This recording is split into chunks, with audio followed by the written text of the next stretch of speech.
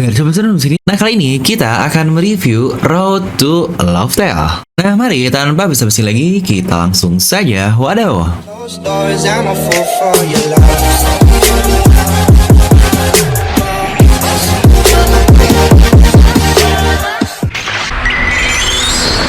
Nah, seperti biasa, sebelum lanjut video ini jangan lupa untuk subscribe dan juga nyalakan bel notifikasinya ya. Karena kalian tidak akan tertinggal informasi menarik seputar One Piece hanya di channel Devil Nomi.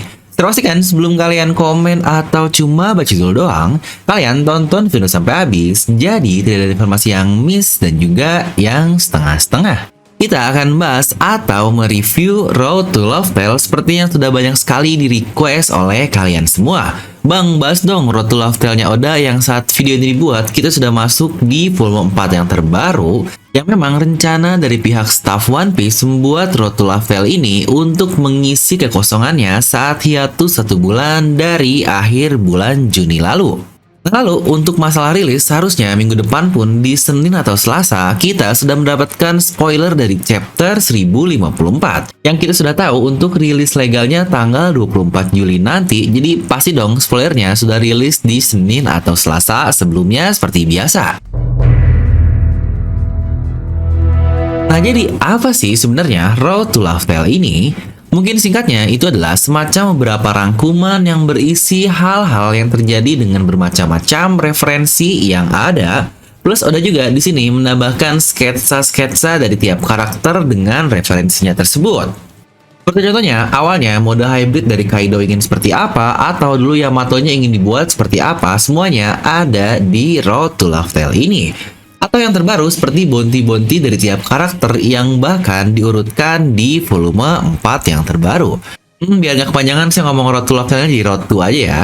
Yang menariknya, di bagian deep analisis dari Road to ini adalah lebih ke arah seperti kita-kita nih, para teoris yang menggabungkan beberapa faktor pendukung di manga, mulai dari yang lama menjadi satu kesatuan. Ya, misalnya ada satu penjelasan yang nanti akan kita bahas di sini juga, dan hubungan-hubungan yang ada itu yang awalnya mungkin terkesan cuma teori doang nih, terutama pasti buat kalian-kalian yang suka sewot. Lah bang, bikin teori mulu gimana sih? Nggak pakai fakta. Ternyata di Road to Love Tale ini sudah terkonfirmasi semua hubungannya ya. Jadi tentu saja dong, Oda nggak mungkin langsung ngungkapin misterinya hanya dari majalah ini saja. Dimana di sini pertama dijelaskan mengenai Nika dan tentu saja Joy Boy. Hal yang menjadi kegegeran dunia manga saat rilisnya chapter 1043 dan 1044 lalu, yang ternyata buah iblis Luffy selama ini adalah Hitonomi model Nika Mythical Zoan. Ya, perlu diperhatikan ya, dari kata-katanya di sini, buah iblis ini belum awakening selama 800 tahun, dan ketika sudah, nama alternatifnya pun menjadi sangat jelas.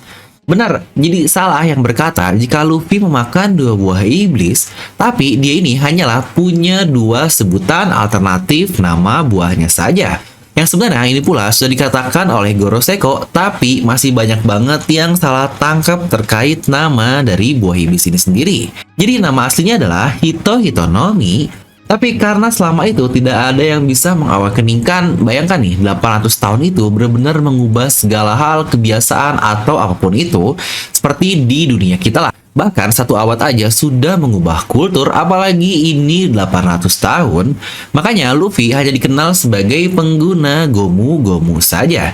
Jadi dapat ya poinnya. Yang toh di sini juga sudah terkonfirmasi nama aslinya adalah Hitonomi model Nika. Hanya memang awalannya saja karena belum awakening lebih dikenal dengan Gomu-Gomu. Dimana dari sisanya tentang Sun God Nika ini kita lihat juga sebutan-sebutan dan hubungannya yang dikaitkan dengan hal yang sudah terjadi di chapter-chapter sebelumnya. Ya benar, bukankah itu yang dilakukan oleh para teoris-teoris One Piece mau channel ini ataupun channel lain menghubungkan benang merah apa yang sudah terjadi. Seperti contohlah Warrior of Liberation dari Wushu ini, lalu juga yang terkenal tentu saja, apakah ada hubungan dengan Skypiea di Pesta Api Unggun? Yang kita lihat kata-katanya, ritmenya yang sama dengan Nika ini, apakah itu ada hubungan dengan Sun God di masa lalu? Yang kita juga tahu kan, Sun God ini atau Dewa Matahari pertama kali disebut di flashback Norland Arc Skypiea. Plus yang menarik adalah terkait Doom Dut Dada ini, drums detak jantung Luffy yang di-highlight di Road 2 juga. The funny heartbeat seems to be related to the God's power. Wah, ini kata-katanya menurut saya sangat menarik sekali. Dimana di sini pula dijelaskan terkait status dari buah Nika, mulai dari Huswu yang berkata, siapapun yang berkata tentang Nika dan berhubungan dengannya akan mendapatkan hal dari pemerintahan dunia. Samalah seperti Wushu yang cuma kehilangan karena diserang bajak laut saja, dia langsung dipenjara begitu. Dan dari Gorosei yang bilang kalau selama 800 tahun buah tersebut seakan-akan menghindari mereka, dan nama alternatif dari Gomu-Gomu hanyalah dibuat untuk membuat eksistensinya low profile. Lagi-lagi diperkuat ya, Luffy bukan pengguna dua buah iblis, hanya dua nama yang berbeda saja. Serta terkait Joy Boy juga cukup menarik nih dari Roto ini. Dari sini semakin terkonfirmasi ya, Joy Boy adalah sosok yang benar-benar hidup di era Void Century yang sesuai kata-katanya di sini. Jadi jangan pada salah nangkap lagi. Emang benar Joy Boy pada saat ini adalah sebuah gelar seperti kata-kata Kaido atau kalimat di Roto ini. Siapakah yang akan menjawab doa atau ramalan kalian di masa lalu dan menjadi Joy Boy di masa kini? Ya, be the Joy Boy in the prison yang bukan berarti dia adalah Joy Boy, tapi be yang berarti menjadi. Atau dalam kata lain lebih mudah disebut mempunyai gelar Joy Boy. Tapi juga sosok dari Joy Boy ini sebenarnya ada awalnya di masa Void Century lalu. Ini mungkin ini sebuah paradoks yang cukup menyulitkan, tapi sebenarnya cukup mudah untuk dimengerti jika kita tahu Joy Boy ini ada di masa lalu dan saat ini hanyalah gelar saja. Dan di majalah Road to Volume 3 ini, kita diberitahu juga terkait buah iblis. Hal yang sudah kita tunggu-tunggu sejak awal One Piece dibuat. Ya benar, chapter 1 ini sudah ada yang namanya buah iblis dan 1000 chapter lebih masih belum begitu jelas.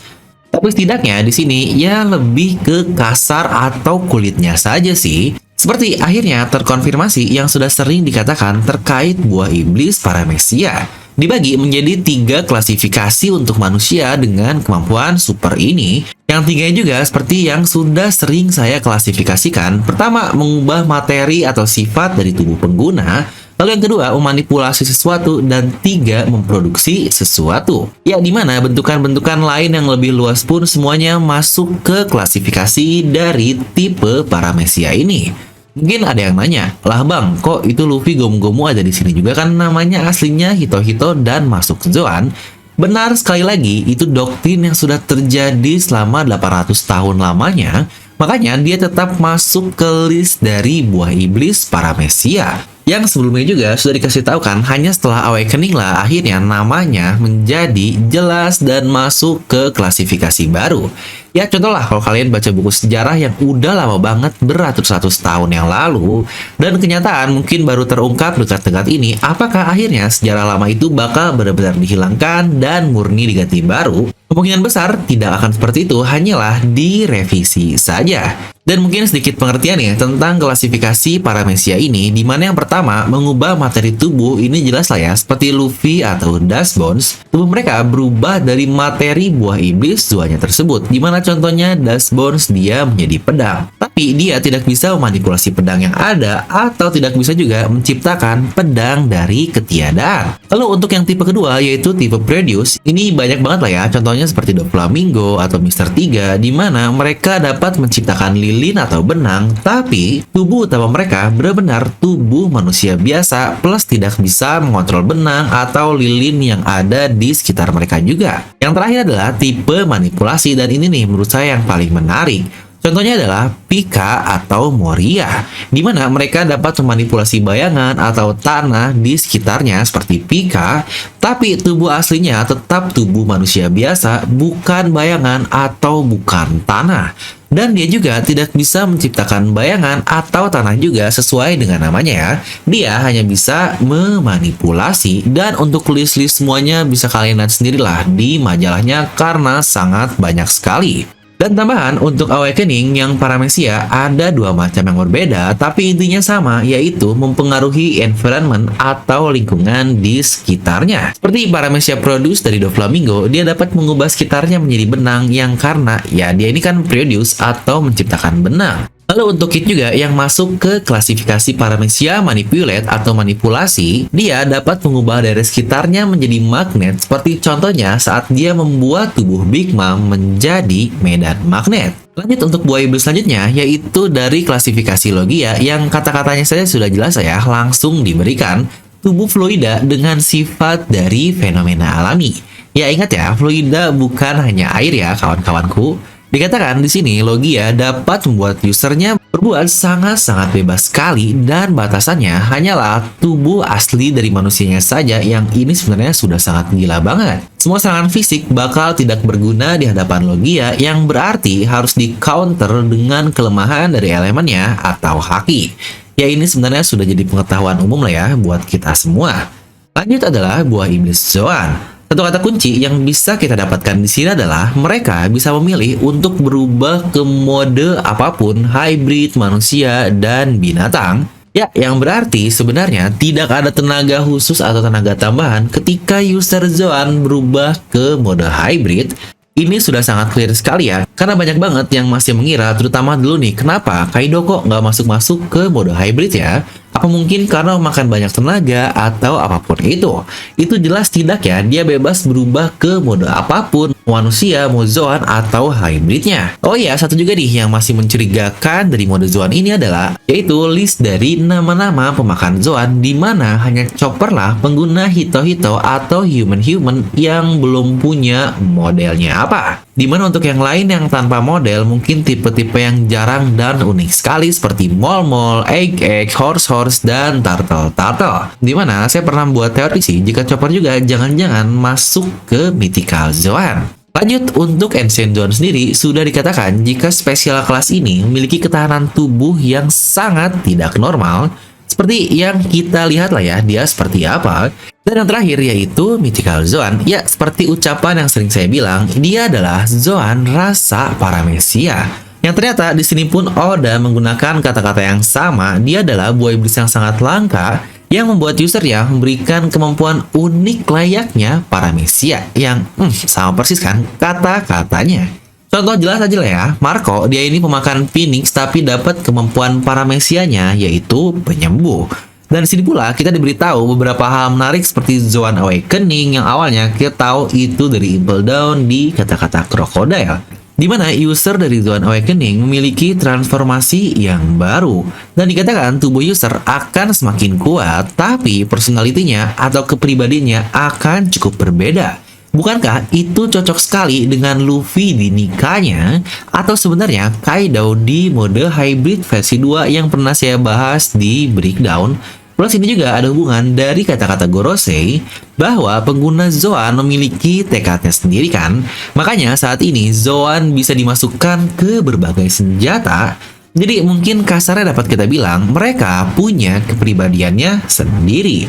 Toh cocok juga dengan Zuniza kan ketika dia bilang dia mengingat Joy Boy ada di tubuh Luffy.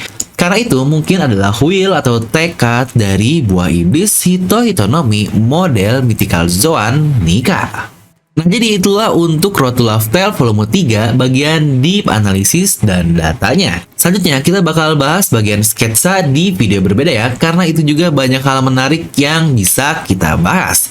Nah, jadi itulah video kali ini. Kalian bisa langsung tuliskan pendapat kalian di kolom komentar di bawah. Sebelum itu juga ada info baru nih buat kalian para pecinta DNM, dimana sedang ada penawaran spesial untuk desain sencho kita. Untuk pemesanan sudah bisa bayar di tempat alias COD. Pengiriman pun bisa langsung, bahkan ada gratis ongkir loh. Penawaran spesial dari harga 200.000 hanya menjadi 120.000 saja. Jangan lupa ini adalah desain oversize ya yang sedang hits parah nih dipakai cowok-cowok biar super keren. Nah buat kalian juga yang cari desain lain bisa langsung buka tokonya ya. Sudah tersedia di Shopee, Tokopedia, atau bisa langsung ke WA dengan cara klik link di deskripsi video ya. Dan seperti biasa, semoga kalian terhibur dengan video ini. Like aja kalau kalian suka, dislike aja kalau nggak suka. Jangan lupa untuk subscribe dan juga share ke teman kalian. Gue Devi pamit, and I'll see you guys next time.